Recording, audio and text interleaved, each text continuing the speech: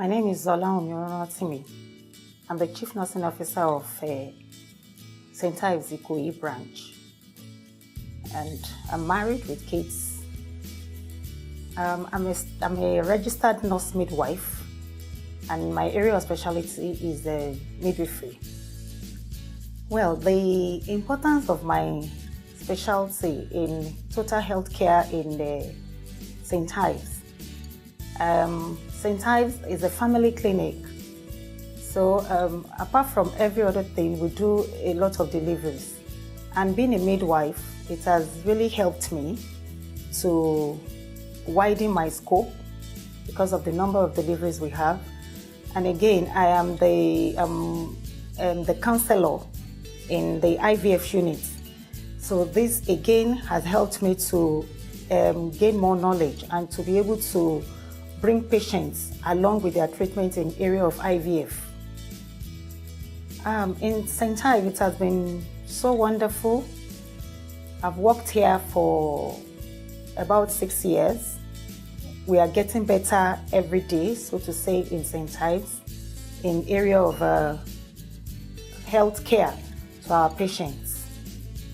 St. Ives is, like I said, a family clinic, and you take them through from the beginning of their treatment to the end. They know that they have been informed of everything that should happen during their treatment in IVF. So you come in as somebody that has lost hope. At the end of the day, if the patient gets pregnant, the patient is nurtured from the time of pregnancy to delivery. After delivery, we do immunization too. So the baby is there for immunization, the mother is taken care of. And because St. Ives has a total package for the family, everybody in the family is really taken care of, including the husband. The challenges in Nigeria, or for Nigerians in the area of healthcare, it's information one, because a lot of people are misinformed, and because of that, the treatment does not go the way it should be, and this is a challenge. Again, finance. If you really want to do the treatment well, you must be able to put in some money. You don't need to go to a mushroom hospitals where you are mismanaged, and at the end of the day, the worst will happen. But in St. Ives, you have the information, you have the people in different specialties. Even when a case comes in and you don't have the particular doctor, we have a 24-hour coverage where a doctor can be called in immediately to attend to you. There is a problem. So that is another challenge that I see that we face in Nigeria. The health peculiarities. We have some that Nigerians will every Nigerian wants to look towards HIV, but there are some diseases that is worse. Like, for instance, hepatitis B is worse than HIV, but we don't look into that. And because of not getting enough information about that particular disease, people tend to leave hepatitis and running after HIV. So it is a big challenge for us in Nigeria. And until when people are well informed, then we know that hepatitis is a terrible disease, even sometimes worse than HIV.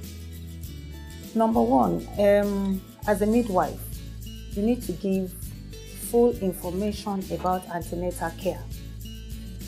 From the time the woman comes in to register, you tell them what they should expect in the time of their pregnancy, and you teach them what they should do when they deliver. For example, you want to tell them how to get ready for breastfeeding.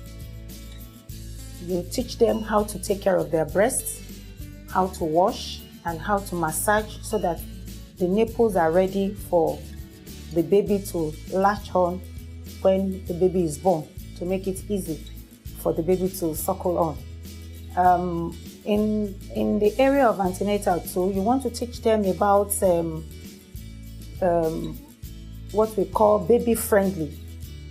Baby friendly is when the mother feeds the baby solely on breast milk from day 1 to 6 months with no additional things like formula or water or whatever. Everything is breast milk. And of course, when you do this, you're passing a lot of immunity into the baby to keep the baby growing. And another information you want to pass across is immunization.